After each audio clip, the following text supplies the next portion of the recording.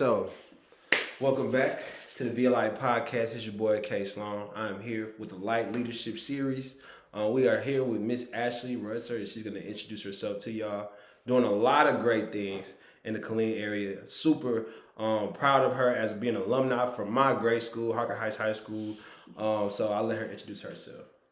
Like you said, my name is Ashleigh Rudser. A lot of people just know me by Rud. I'm a filmmaker from here in Killeen, currently working on a documentary about the 91 state championship with a crew of really great filmmakers that I'll get more into as we get into it. But yeah, just a local filmmaker, a proud Killeenian. I don't know what is the word for that. It works. Yeah. For sure. And just so everybody kind of just, refreshed on what we all are all about, we number one mentorship for mindset development, leadership, education, and career ascension education. And this here is a filmmaker, so this is going to be the first time that we've had a filmmaker on the podcast. So I'm honored. Yeah, awesome. You Cool. should be. This is going to be dope. So, getting into it, right?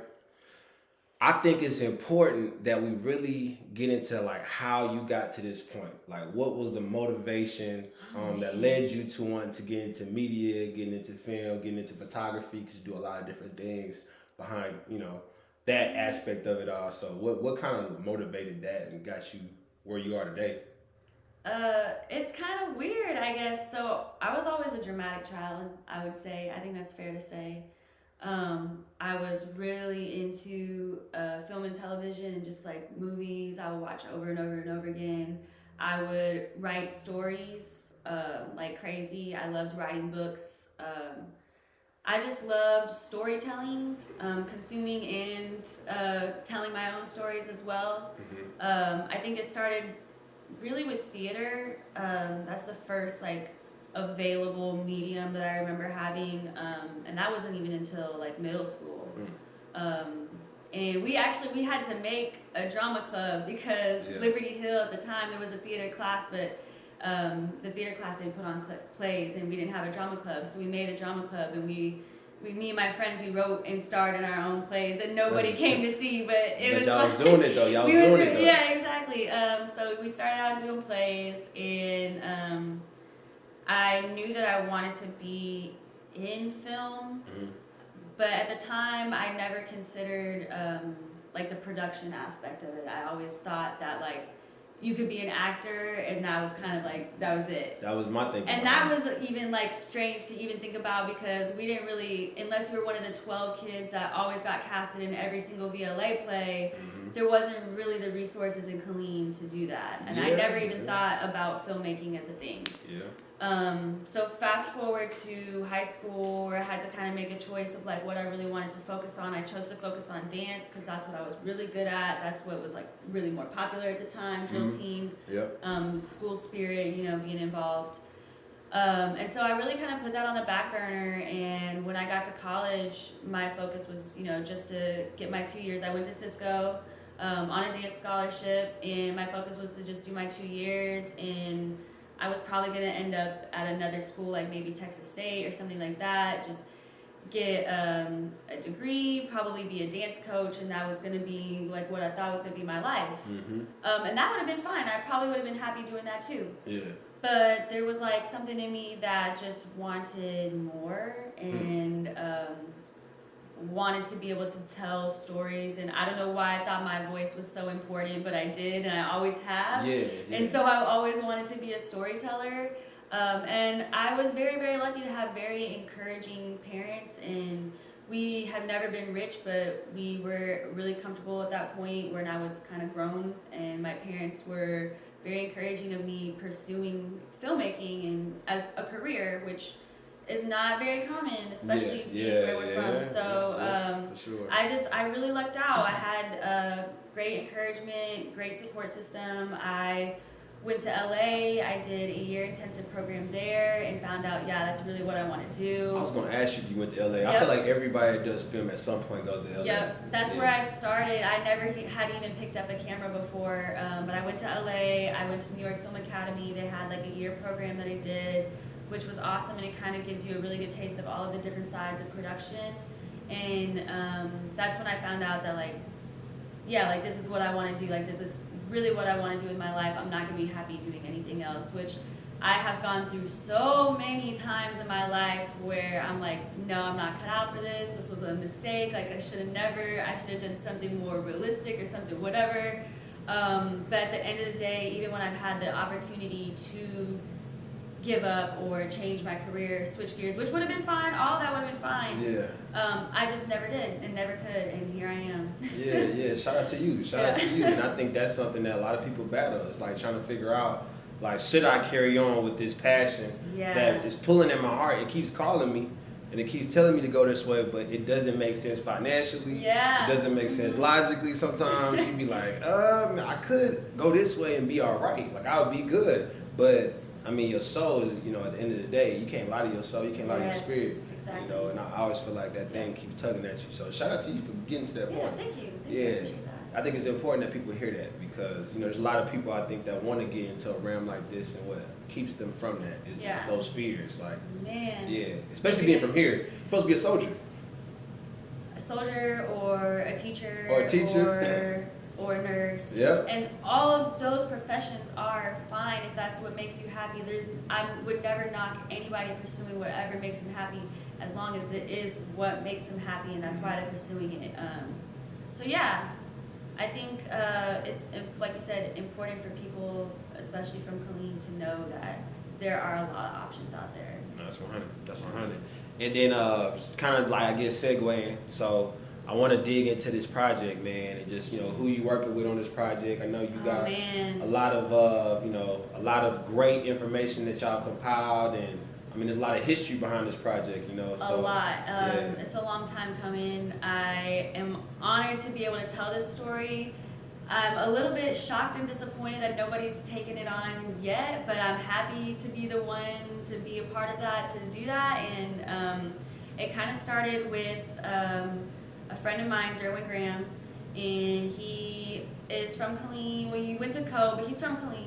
Don't let him tell you otherwise. He's from Killeen. He's from Killeen. He went to Baylor, and he went to UNT, which is my school as well, and he went for media arts, which is the same degree that I was pursuing. We went at different times, but we started following each other. I don't even remember how, but we started following each other and started like communicating about film and really wanting to like get together and work on different projects, because both of us are very passionate, not just about filmmaking and storytelling, but about where we're from and about the community of the people and the stories that are here and telling those stories. So it was something that we always wanted to do. And I realized, like late summer, I realized that this was the year that was going to be the 30th anniversary, and I was thinking it was next year, but it was this year. So I called her and I was like, man, we gotta get on this, like let's get this ball rolling.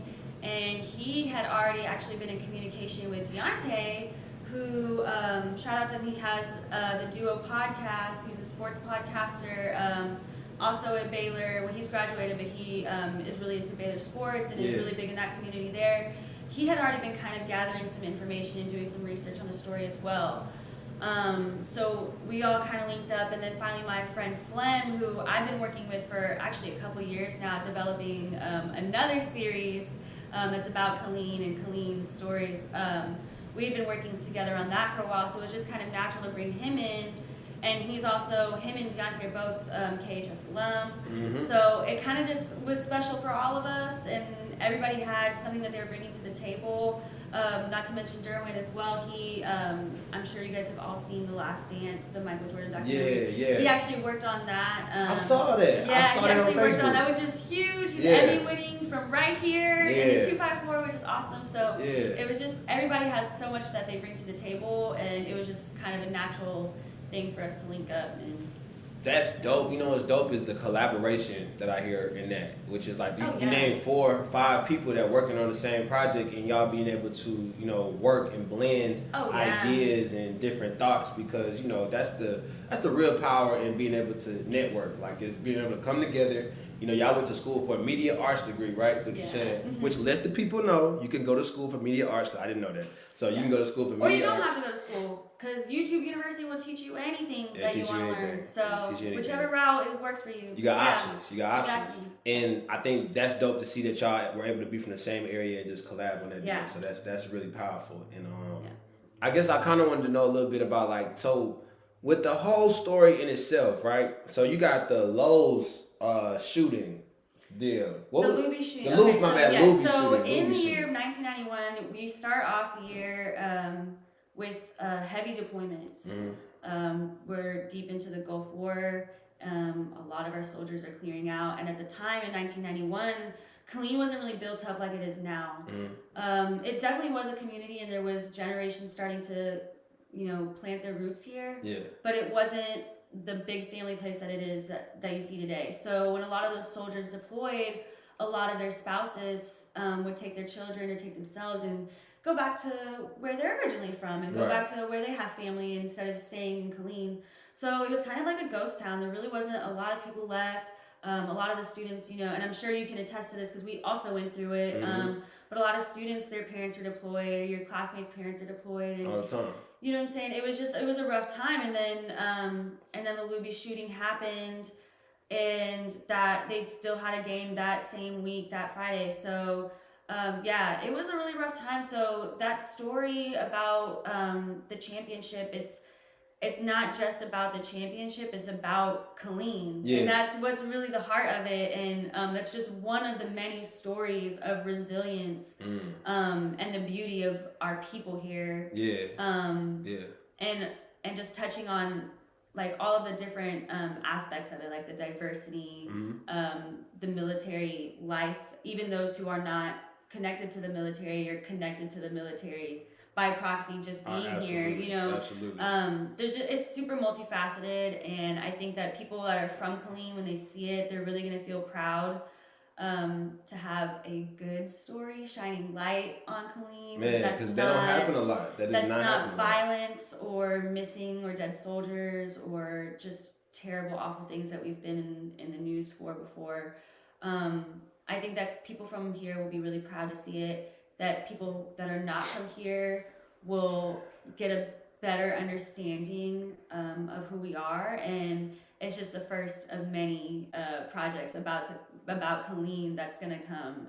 So I'm really excited about that. And that's dope too, because you're talking about the resiliency, which is the foundation of this place in regards to the people that come out of here. You talk about the concrete roses that we get coming out of here in the Central Texas area. In general, we got people that, we go through things here, and there's like a stigma that tends to be, surrounded around us, and it's like, you almost feel like, hey, that's not gonna be my story. You know what I mean? Like, it's not gonna be that. Just because it happened over there, that doesn't represent who I am or what I do. But this all represents me, though, and I'm gonna hold it on my back. And that was how I felt coming out of here. Like, I was like, man, I want to represent my city well. I want to, do things to be able to, like, shine a light on what we got going on here. And I think there's a lot of people that feel like that. So to show that and kind of show that resiliency on camera is going to be powerful for sure. Yeah, and I think it's important. I think growing up, we all have this, like, idea that Killeen is not a good place to be from. Yeah, you just want to get out of here. You just want to get out. Yeah, and I did. I went to first Cisco, which wasn't really getting out, but first Cisco, and then LA, and then Denton for several years, and but here I am, and I'm back, and I've had a chance to leave too. I've thought about it. Atlanta's really booming in the film industry. Austin is right there. I've thought about it, but I always come back to, I want to tell these stories. I want to uplift this community. I want to give opportunities that I didn't have to people right here, because there's so much diversity. There's so much talent. There's so many people with these beautiful dreams and different ways of achieving these goals. And when you talk to people and you listen to their stories, you want everybody to succeed. And I want to be a part of helping people succeed. And I think that for me, and what that looks like, is telling these stories. Yeah, for sure. Yeah, for sure. And I love that, man, because like I said, like that's what we need. We need more of that energy, because again, when you come in like that, you just want to see those stories come out and represent them in a way that's positive, and you see what other people are doing, and you're able to appreciate and show gratitude and things of that nature. It helps promote that within our community, and it helps, and we leave here and we go do great things elsewhere, and also when we go out there, we show what this place represents. So I think that's dope too. So I kind of wanted to. So we talked about some good things, right? But then we always like to talk about the real. You know what I'm saying? We like to break it down because life is real. So I mean, anxiety, depression, doubt, a little bit of fear at times. I mean, how have you navigated those throughout this whole process? Because I and before I ask you to try to unload anything, you know what I mean, like where do I start? How much time? Man, I mean, look, this is why I say. I think it's important for people to understand that when they see people somewhere where they've created a film, or recently I just wrote a book. Right now I'm a teacher. You've done multiple projects, and they look at us and they think sometimes that maybe you've gotten to get to where you are because you didn't have as many bumps in the road. But I like to take the side of, I think the bumps in the road is why you really go to where you're going.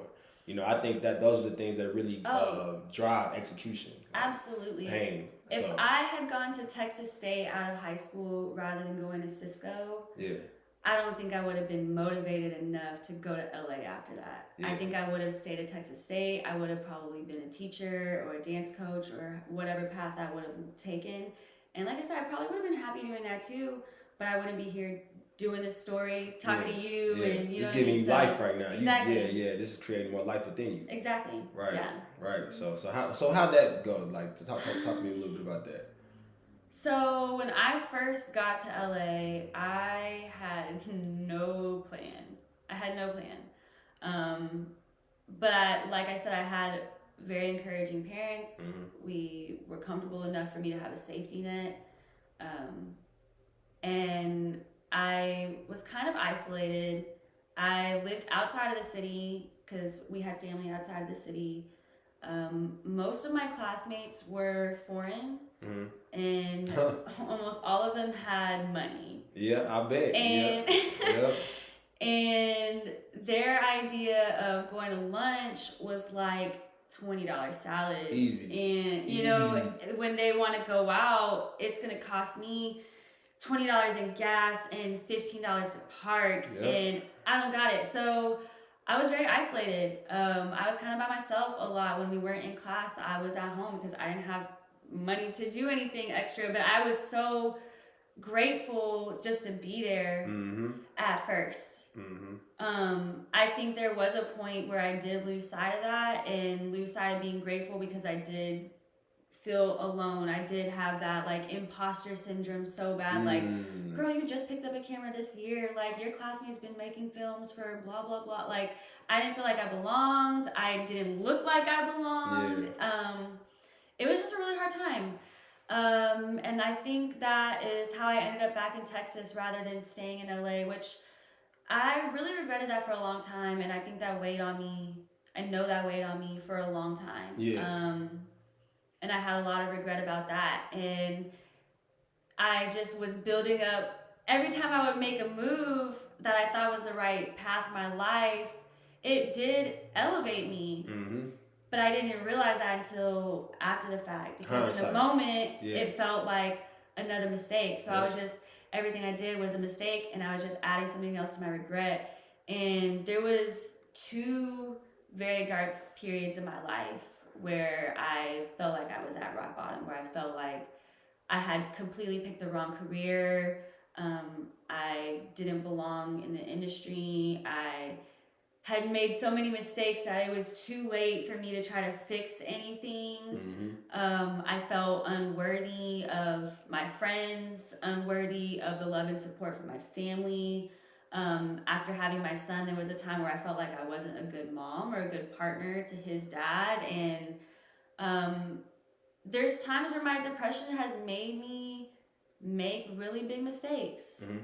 And I had to own that. And that's another regret that I add. But as an adult, a fully formed adult, which I know that we're still young and we're still evolving, but now that I'm on the other side of 30, I feel like I have enough wisdom to say that it's okay. It's okay.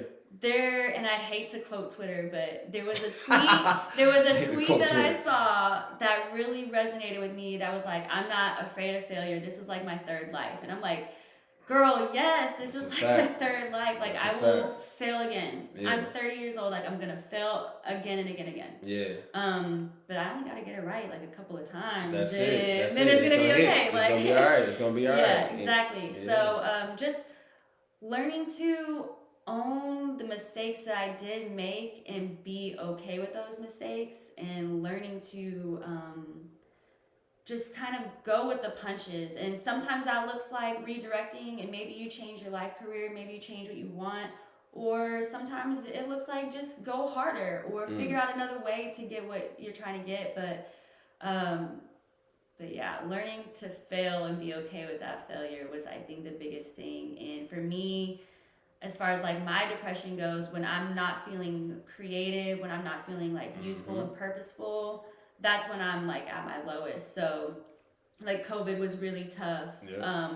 Like right after graduation was really tough. Like there's, really tough periods of your life, but it's a wave. It'll get better. It'll get bad again, but it'll get better.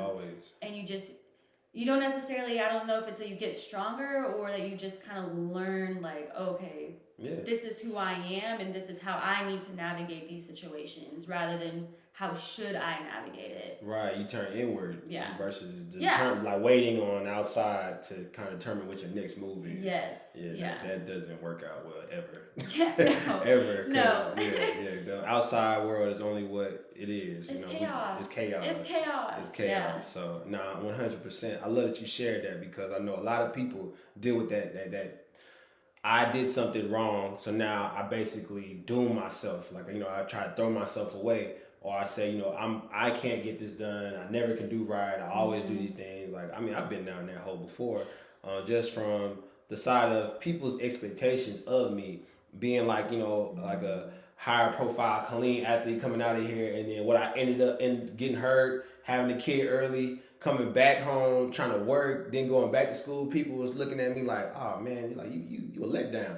But it was more so the outsiders that I was letting, and it wasn't everybody.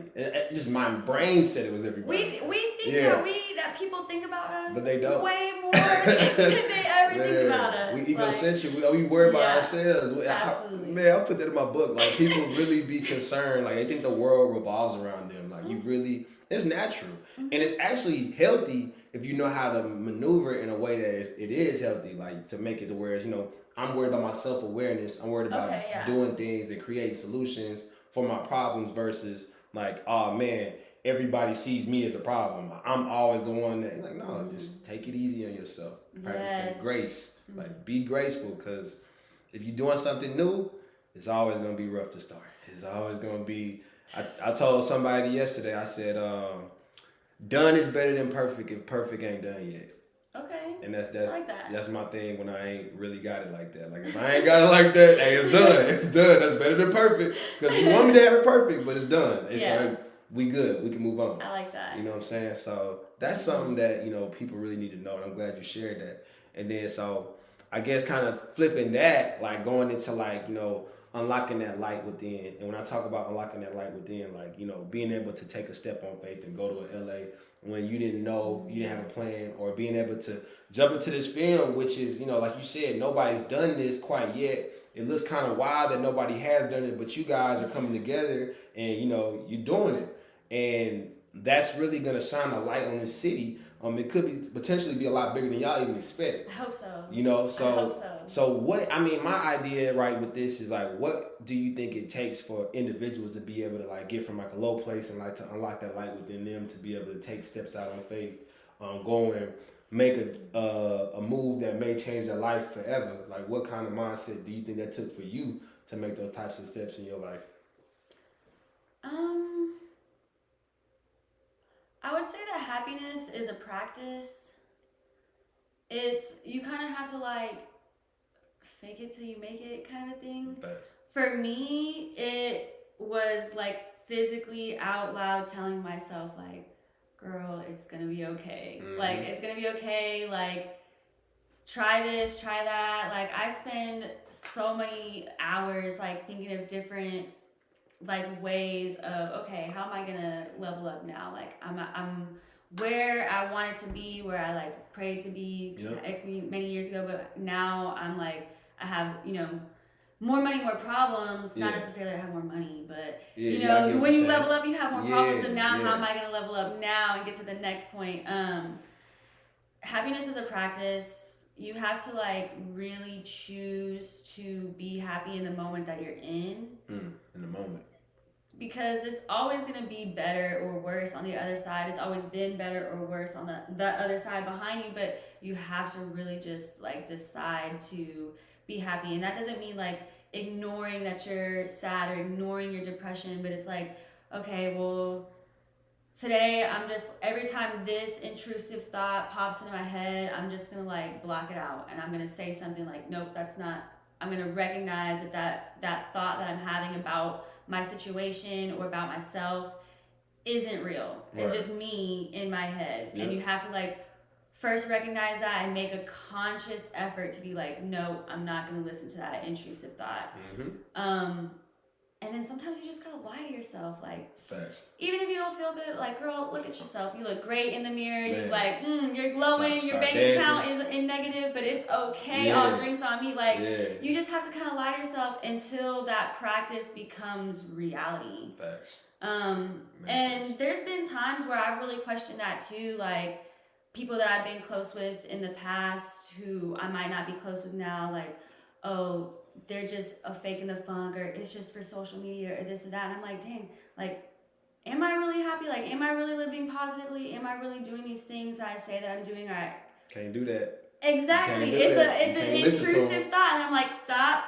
Now you practice what you preach. Like, you have to like really make that conscious effort, because I really feel like depression, it's like addiction in a manner that it doesn't. You're always, you know, addicts say like you're always an addict, you're just a recovering addict. Like, you're always carrying depression with you, but sometimes you're not depressed. Like, you're recovering from it, but you always have that in you that you can go back to that at any moment. You can relapse to that dark place at any moment, and you don't know what it can be that's going to set it off. So you have to like make a conscious effort every day, and it gets easier. Like, even when you're at your lowest, you start with baby steps of just like talking to yourself, or like blocking out those intrusive thoughts, like taking an extra shower, or doing something that you love just for the sake of that you love it. Even if it takes time out of your day that you might not have, even if it costs, like, you're not making any money, like, you just have to find something that you love and something that you can channel your energy into, and just take a little step every day. Facts. That's what I'm doing right now. I do stuff like I help out with a 7-on-7 team out here just because I love football. Like, it's never to go anywhere. And I keep a list of the things that I love, and I keep them in my life no matter what I'm doing. And that's all I think about when you say that. And I think it's just like what we consume. That's like, what are you consuming on a daily basis? Like, via your cell phone, via the people around you. What are you allowing yourself to create out of your mouth with your hands? Like, you know, all that stuff has to tell us a story, right? Has to have a theme to it. Like, and do I believe in myself? Is it showing in my life? Like, am I talking life into other people? Excuse me. Am I talking life into other people, or am I talking death to other people? Like, you know, I think people don't really think about that. You know, you think that money is going to be the answer, or you know, whatever type of material success you've deemed as, you know, the solution. But that's not it. Like, it's not it. It's really coming down to who are you? What do you love? Who do you love? And what are you willing to do for those people? And how are you going to continue to cultivate that? And I think that keeps you away from the dark places, right? Yeah.